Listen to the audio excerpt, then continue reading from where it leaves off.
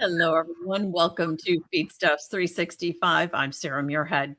The landscape of animal science education and careers continues to evolve, but the overarching goal remains, and that is turning out skilled graduates trained to bring value to their future employers and to animal agriculture in general.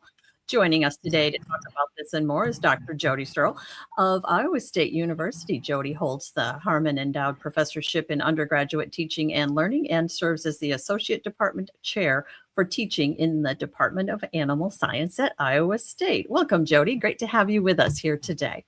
Hi, Sarah. How are you? I'm great. Before we get started and get into our discussion, I'd like to remind anyone joining us in the audience, if you have any questions for Jodi, to post those there in the chat area on your screen. If you're joining us from social media, go ahead and post your questions directly in your social feed. So Jodi, let's get started by talking about kind of the current state of things. What's the career trends you're seeing out there in animal agriculture? What's taking place, and what about workforce demands, or how are those aligning? Yeah, actually, that's kind of what led us to develop a new set of curricula and a new major here at Iowa State is that we saw some of our traditionally trained animal science majors going into non-traditional roles, whether that was in supply chain management, lots of data analytics and technology, and just different areas where we felt they needed a little bit more business acumen. The career opportunities are still strong. We still have a 99% placement rate within 6 months of graduation. But we thought, man, if we could really get these students a little bit better trained, not all, but a certain segment of them that might have that interest in either, engineering, mechanical engineering, software development, and entrepreneurship and innovation and supply chain management, maybe we could better prepare them for the future of careers that maybe aren't even, out there yet, that might be coming down the road in a little bit. 99%. Wow, that's an amazing placement rate.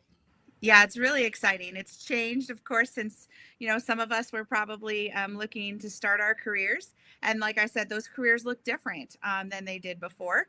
About a third of our students would go into further education, like vet school or graduate school, an MBA, but the vast majority can have a great career with a 4-year bachelor's of science degree.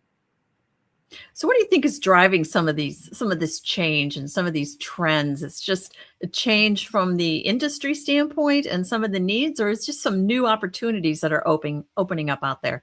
Yeah, that's a great question. I think it's a little bit of both. I think that, we have the ability to create things like smart barns and all sorts of new technologies that are out there that are creating opportunities for data analytics and software opportunities, technical sales professionals, things like that.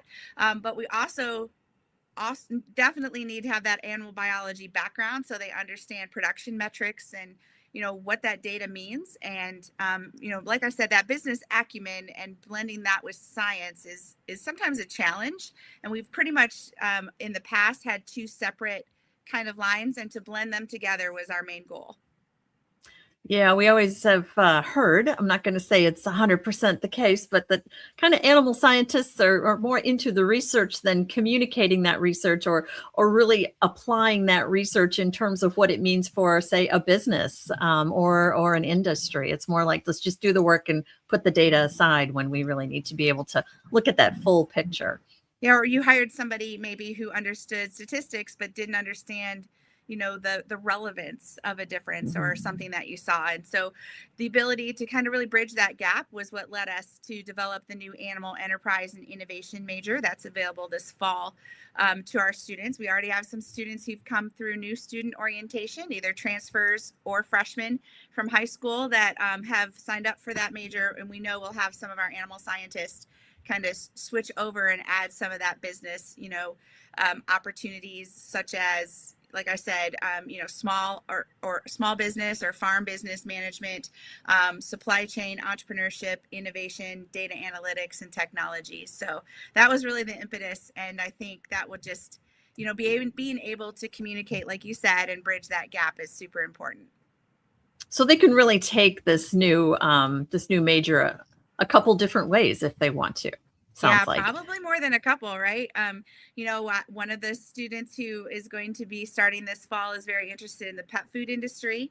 And, we really haven't served that industry to the full extent that we could. And we know that they're begging for people and great employees, just like the rest of our industry. So it's not just labor, it's talent as well. And so we want to develop the next set of industry leaders. Anything else new going on at Iowa State in terms of some of the programs and opportunities there for students? Yeah, so students are really looking to kind of stack different areas of expertise on top of them and really graduate with numerous minors or what we call industry certificates as well. So this fall we'll be rolling out our new animal nutrition minor as well. So for those students who really want to stand out and go into that area of the industry, whether that is the traditional livestock areas all the way to pet food, and even meat science. And then we have 6 different certificates in species where they could also show an expertise.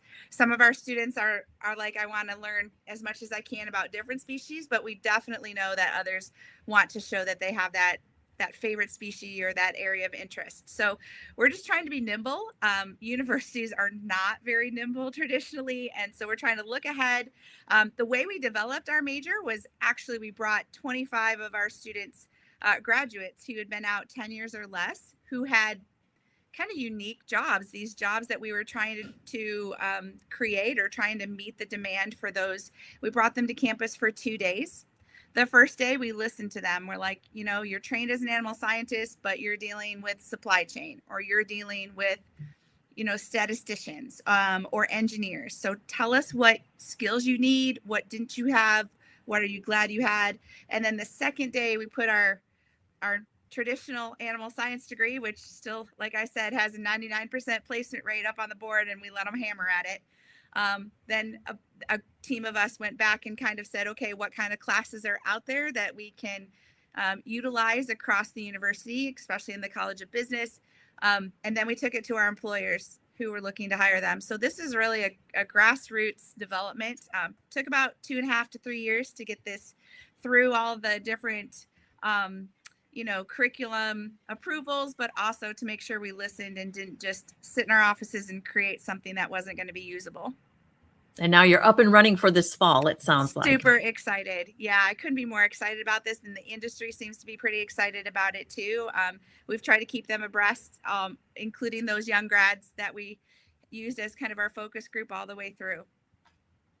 So how best for students and parents to learn about the new program and new opportunities there at Iowa State? Well, they could always come to a campus visit. We host campus visits literally almost every day of the week throughout the year. I highly encourage a campus visit when the students are here. It might be a little more convenient for some to come in the summer, but when the students are gone, they take all the energy on a campus with them. So we're happy to host them. We'll align a custom visit if it doesn't work in a traditional visit schedule. They can email us. We have our website with the new major up and going. So any way that they want, we'll meet them and hope to get them here on campus and in our new major.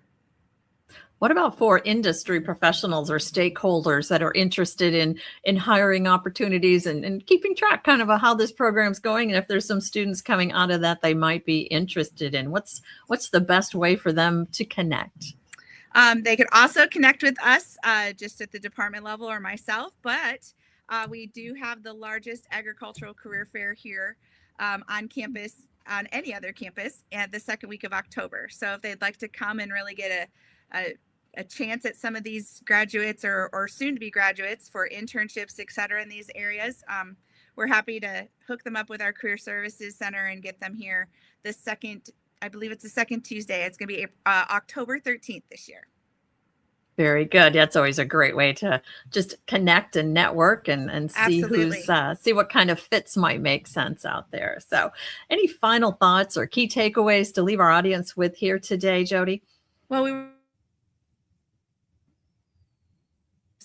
show the differences between our traditional animal science major and really so hopefully maybe those students don't have to do all this explaining when they really should be talking about themselves and why they're really qualified for a position, an internship, or a real job. But we are so excited about this. There hasn't been really a new major in a long time. We've been very traditional. We've tweaked it and made, different tracks along the way, but to actually have something that stands alone that really bridges the gap is super exciting. So we did have a question come in here, Jodi, from the audience, and they're wondering what are the key work-ready skills that are important for students to emphasize?